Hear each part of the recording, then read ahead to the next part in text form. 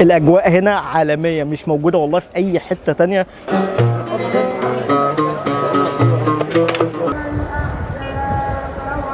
مش عارف اجيبها لكم ازاي، بس انا حجزت تذكره لمصر، واول مره من 2017 لحد دلوقتي انزل مصر في رمضان، اجرب بقى رمضان في مصر عامل ازاي. من اول ما انا سافرت لحد دلوقتي ولا مره جربت رمضان في مصر. وسبحان الله كده قعدت كده حجزت فجاه تيكت، وبعدها بكام ساعه لقيت والدتي بتبعت لي بتقول لي لو تعرف تقضي العيد معانا في مصر تبقى عملت حاجه كويسه. ودي اول مره اقول لمامتي من قبليها ان انا نازل مصر، يعني كل مره بفاجئها، فقررت المره دي ان انا اعرفها من قبليها. فانا امبارح عشان السوبر ماركتات كلها هتبقى قافله النهارده، نزلت اشتريت شويه حاجات كده عشان ايه ما نخشش بايدينا فاضيه، واخدكم معايا. هجهز الشنطه دلوقتي وننزل على مصر. وانا مش عارف بصراحه، متحمس جدا، على مش عارف الدنيا هتبقى ماشيه ازاي. بس طيارتنا النهارده ان شاء الله الساعه 9 بالليل من برلين للغردقه. هاخدكم معايا النهارده، فيلا جهزوا معايا ان شاء الله رحلتنا تبقى حلوه، ونشوف الاجواء في مصر عامله ازاي في رمضان، ونقضي العيد كمان هناك. فيلا بينا. طبعا الساعه اتغيرت دلوقتي في المانيا، بقينا بنفطر ساعه متاخر، يعني احنا بنفطر 8 الا ربع، وده ميعاد البوردنج اصلا بتاع الطياره بتاعي. فده معناه ان انا مش هلحق افطر في البيت ولا هلحق افطر في اي مطعم بره، فلازم اعمل اكلي قبل ما اطلع من البيت من هنا. فهجهز اكلي دلوقتي بحيث ان انا اخده معايا، سواء ان انا افطر على الجيت او افطر على الطياره، لان كده كده انا مسافر كمان طيران اقتصادي، لان طبعا تذاكر الطيران دلوقتي اسعارها خرافيه. فلازم اخد معايا الاكل عشان هطلع الطياره مش هبقى فاطر.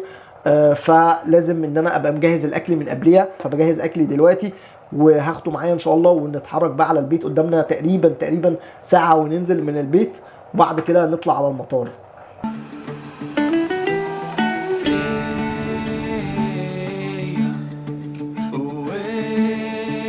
انا والله العظيم ما اعرفش انا لحقت ازاي.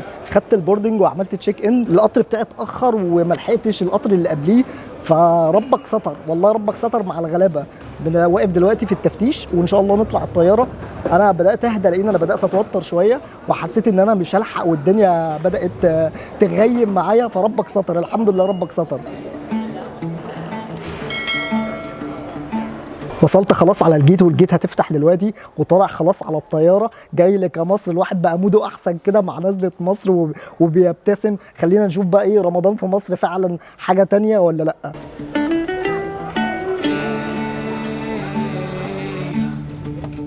انا عايز اقول لكم ان الاذان اذن من ساعه اصلا، وانا ما خدتش بالي ان الاذان اساسا اذن، والله ما كنت اعرف ان الاذان اذن.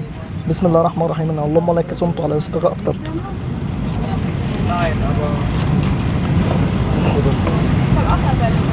اول فطار ليا على الطياره، تاني فطار ليا على الطياره. عامل حسابي على كل حاجه.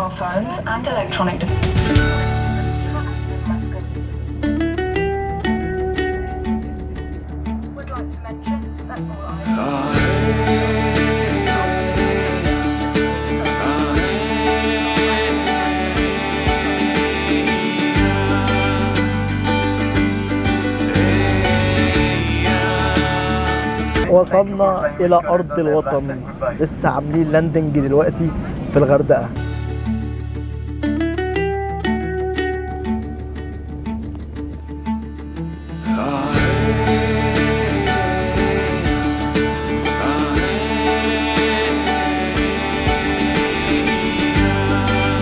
وصلت القاهرة بقالي يومين، فتعالوا اخدكم معايا وننزل نتفرج على الاجواء الحقيقية لرمضان في مصر. هو فاضل كام يوم ورمضان يخلص وندخل في العيد، فتعالوا برضو ننزل نشوف الاجواء دلوقتي في مصر على بقية الكام يوم اللي موجودين، الاجواء عاملة ايه. فيلا بينا.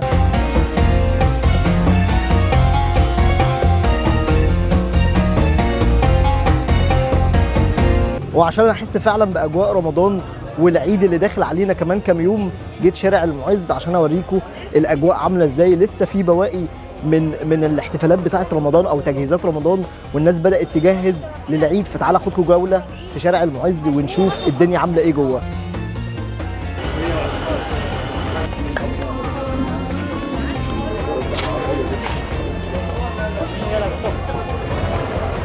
الاجواء هنا عالميه، مش موجوده والله في اي حته تانية، في اي مكان انا زرته مش موجوده. فعلا الاجواء في مصر حاجه تانية خالص.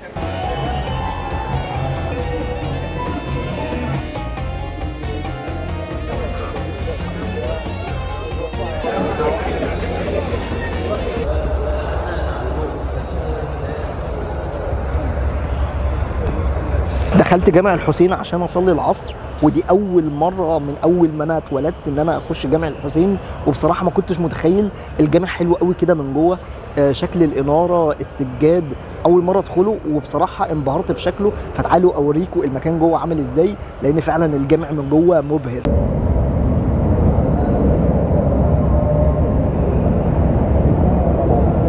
وقت الفطار جه، فتعالى خدكم ونروح نفطر في واحد من الاماكن اللي مشهوره هنا في شارع المعز.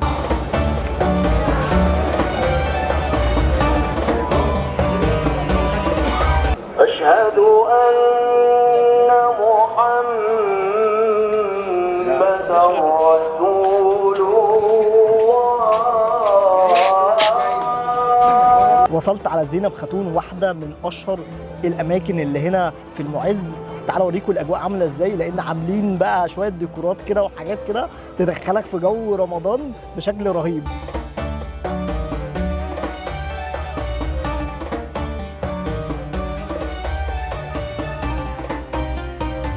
الاجواء عالميه والاكل حرفيا والله عالمي.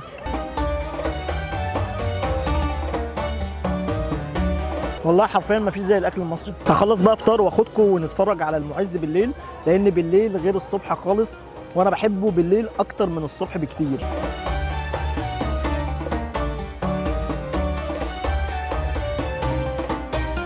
الاجواء بالليل عالميه، وعمرك ما تلاقي الكلام ده في اي دوله اوروبيه. الشارع صاحي ولا كاننا اصلا لسه في بدايه اليوم، ودلوقتي احنا داخلين على وقت السحور ولسه الناس صاحيه عادي خالص.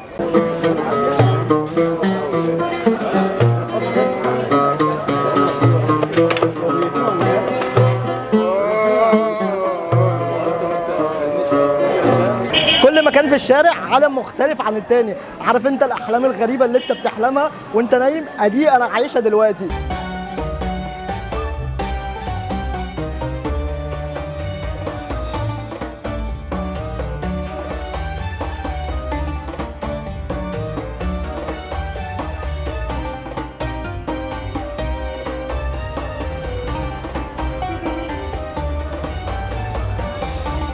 وما ينفعش ابقى في مصر واضيع صلاه العيد. النهارده انا جيت هنا اصلي العيد، ودي اول صلاه العيد من 7 سنين. جيت جامع الصديق في القاهره، فتعالوا خدكم معايا واوريكم اجواء العيد في القاهره وفي مصر عامله ازاي.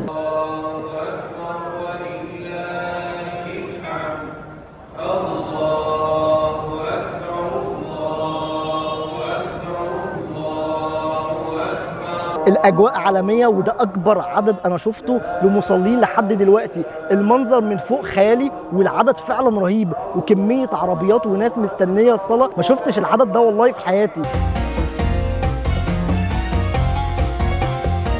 ايه الجمال ده يا جدعان، والله ايه الجمال والروعه دي.